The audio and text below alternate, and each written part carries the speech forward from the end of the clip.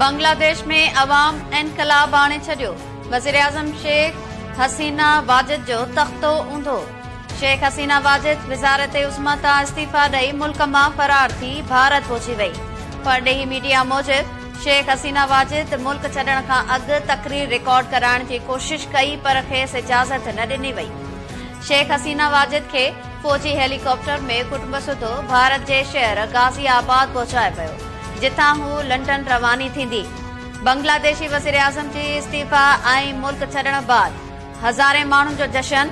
मछरल माण्हुनि वज़ीर आज़म जी सरकारी रिहाइशगाह में दाख़िल थी भञट बाद कुर्सियूं, सोफ़ा ऐं ॿियो सामान खणी ॿाहिरि उछलाए छॾियो। मछरल मुज़ाहिरीन अॻूणे वज़ीर आज़म शेख मुजीबुर रहमान ऐं शेख हसीना जे वालिद जो मुजस्समो बि किराए छॾियो। बांग्लादेश में महीने खां जारी पुरतशद्दुद एहतजाज में 300 खां वधीक माण्हू मारिजी विया।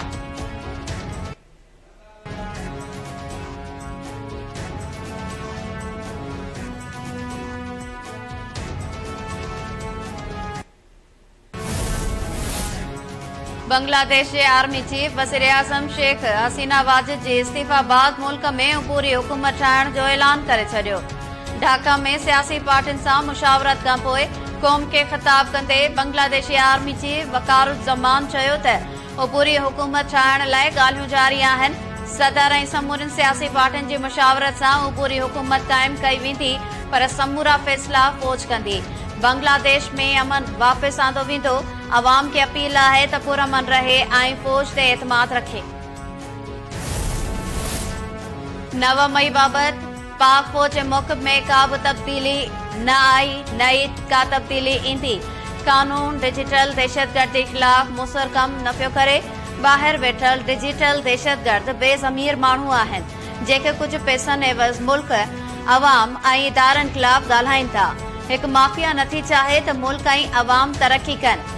DGISPR जी press conference lieutenant general Ahmad Sharif Chaudhry चयो आहे त बलोच यकजहती कमेटी ऐं उन जे नाम निहाद क़यादत जो मुल्क दुश्मननि सां गठजोड़ आहे।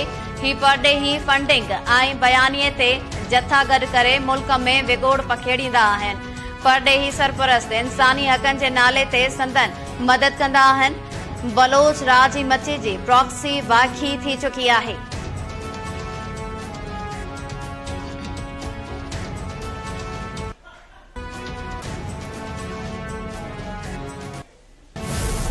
वाला रेल कश्मीर जी ख़ुसूसी हैसियत ख़त्म करण वारनि भारत जे गैर कानूनी कदमनि खे 5 साल मुकम्मल। पाकिस्तान समेत समूरी दुनिया में योम इस्तिसाल कश्मीर मल्हायो पियो वञे। लाइन ऑफ कंट्रोल जे ॿिन्ही पासनि खां भारत ख़िलाफ़ एहतजाजी मुज़ाहिरा।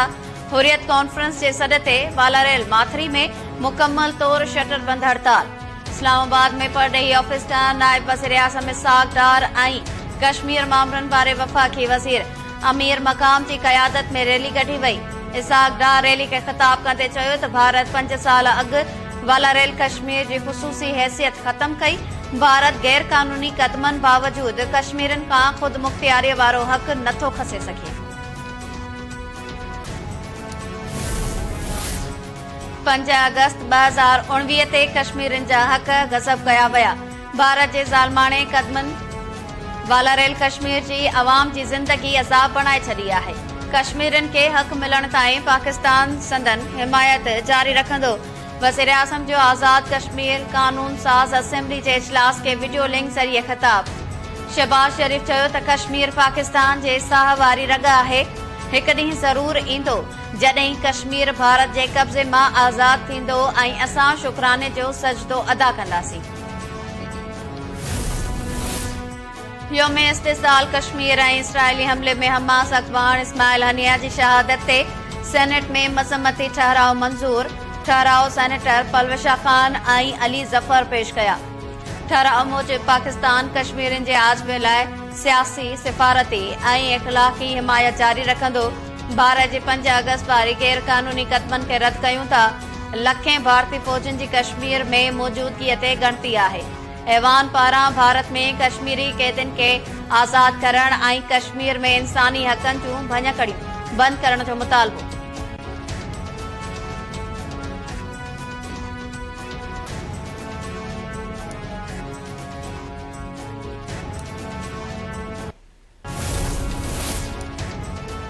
पाक फौज वालारेल कश्मीर में भारत जी गैर कानूनी कदमनि खे ख़िते जी सलामतीअ लाइ ख़तरो करार ॾेई छॾियो।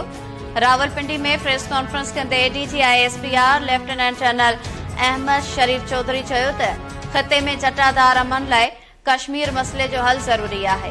वालारेल कश्मीर में भारत जा गैर कानूनी कदम आलमी कानून जी भञकड़ी ऐं ख़िते जी सलामतीअ लाइ ख़तरो आहे। पाकिस्तान ख़ुद मुख्तियारीअ वारे हक़ लाइ कश्मीर जे बहादुर अवाम सां गॾु बीठल आहे।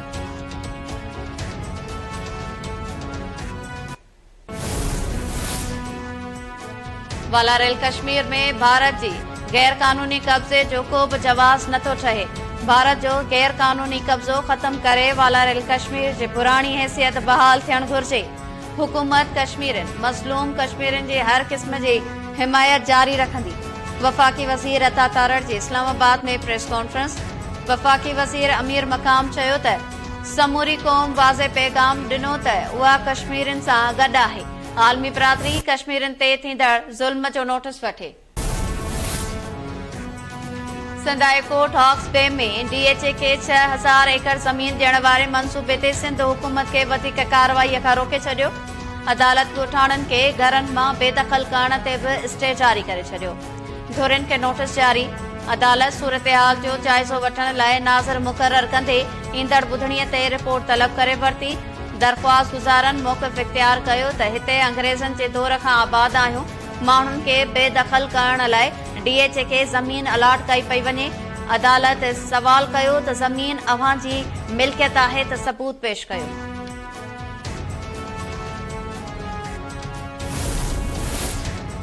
कारूंझर जबल जे खारसर वारे हिस्से जी कटाई रोकण लाइ सिंध हाई कोर्ट में पिटीशन दाख़िल। अदालत धुरियुनि खे नोटिस जारी करे छॾिया। वकील शंकर मेघवार सिंध हाई कोर्ट मीरपुर ख़ास बेंच में दरख़्वास्त दाख़िल कराईंदे मौक़िफ़ इख़्तियार कयो आहे त सिंध हाई कोर्ट कारूंझर खे तारीख़ी विरसो करार ॾेई चुकी आहे, जंहिंखे टुकड़नि या हिसनि में विरहाए नथो सघिजे। खारसर बि कारूंझर जबल जो ई हिसो आहे। अदालत खारसर जी कटाई रोकण जो हुकुम ॾे। अदालत चीफ सेक्रेटरी मादनियात सकाफ़त जंगली जीवत ऐं ॿेले खातनि जे सेक्रेटरीज़ DC थरपारकर ऐं ॿियनि लाॻापियल अमलदारनि खे नोटिस जारी करे छॾिया। 12 तारीख़ ते पेश थी रिपोर्ट ॾियण जो हुकुम। माइंस एंड मिनरल्स जी खोटाई लाइ लाइसेंस जारी कंदड़ डायरेक्टर SSP थरपारकर ऐं SC नंगर पारकर खे बि नोटिस जारी कया विया।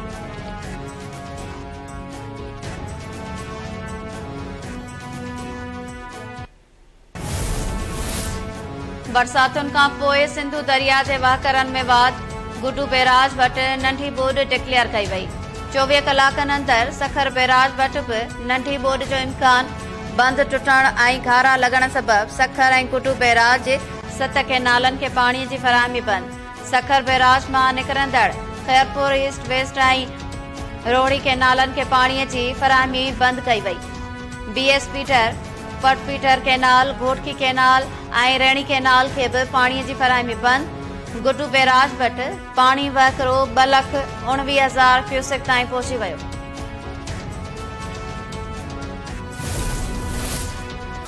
सिंध में बरसातुनि खां पोइ वाहन ऐं शाखनि खे लॻल घारनि तबाही मचाए छॾी। टंडो आदम वेझो रोहड़ी केनाल खे लॻल घारो 2 ॾींहं गुज़रण बावजूद बंदि न थियो। बर पासे जा ॻोठ, ज़रई ज़मीन, रोड ऐं रस्ता पाणी हेठि। टंडो आदम, भिटशाह ऐं शहदादपुर उडेरोलाल रोड ट्रैफ़िक लाइ बंदि। मुबारकपुर वेझो मूसा शाह खे लॻल घारो 150 फुट थी वियो। 3 ॾींहनि खां घारो बंदि न थियण सबबि केतिराई ॻोठ पाणी हेठि। फैज़गंज वाह के ॻोठ दीन मोहम्मद मरी वटां 30 फुट घारो पइजी वियो। टंगवाणी वेझो तोज शाह खे 50 फुट ऐं हीरोद्दीन शाह खे 30 फुट घारो। नवाब वली मोहम्मद वेझो दौलतपुर शाह खे बि घारो लॻो। दोदापुर वेझो बेगारी केनाल ऐं कोटड़ी शाह खे बि लॻल घारा वधिजी न सघिया।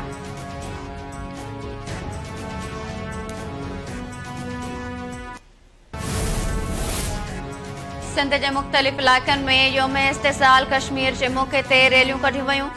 भारतीय ज़ुल्म ख़त्म करण जो मुतालबो। हैदराबाद, लाड़काणो, सखर, कंदकोट, मटियारी, टंडो मोहम्मद खान, सिजावल, बदीन, थाणो बुला खान, डिगड़ी ऐं ॿियनि शहरनि में रैलियूं कढियूं वयूं। कश्मीरनि खे ख़ुद मुख्तियारीअ वारो हक़ ॾियण जो मुतालबो।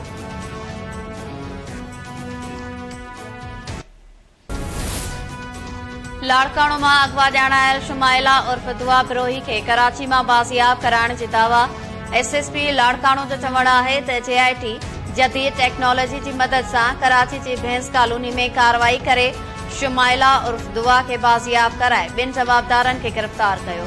शुमाइला उर्फ दुआ के सुभाणे अदालत में पेश कयो वेंदो।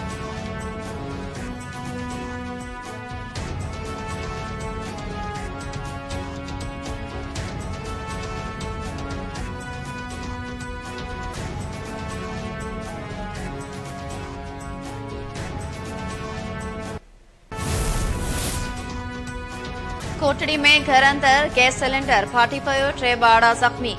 बारीजा चौक वारे इलाके में हसन बारीजो के घर अंदर गैस सिलेंडर फाटण सबब 3 बाड़ा जख्मी थी पया।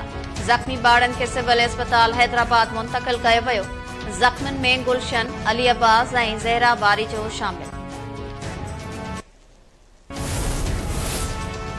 नवाबशाह वेझो 3 बाड़ा रांद कंदे सिम नाले में किरी पया। एक फोत 2 बाड़न के बेहोशी वारी हालत में कढियो वियो।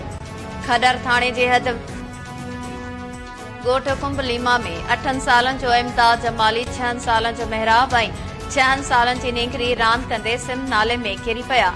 गोठाणन 3 बाड़न के बेहोशी हालत में कढी चाइल्ड केयर अस्पताल नवाबशाह आंदो, जिथे 8 सालन जो इम्ताज फोत थी वियो। 2 बाड़न सां 6 सालन जे मेहराब पुट मोहब्बत अली जमाली और 6 सालन जी निकरी डालिया धी हसन अली जमाली जो अस्पताल में इलाज हलंदड़। मलीर के स्टील टाउन वारे इलाके में पुलिस की कार्रवाई।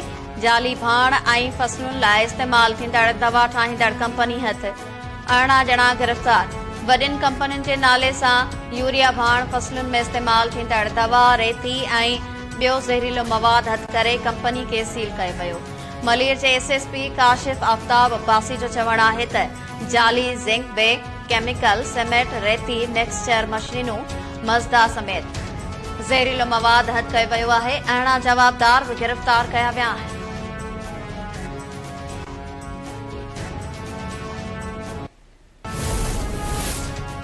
नूरियाबाद भरसा मोटरवे ते मजदा कल्टी थियण के नतीजे में 1 ॼणो फोत, 2 जख्मी। नूरियाबाद थाने जी हद मोटरवे ते 5 नंबर पुलिस चौकी वट मजदा कल्टी थी पई।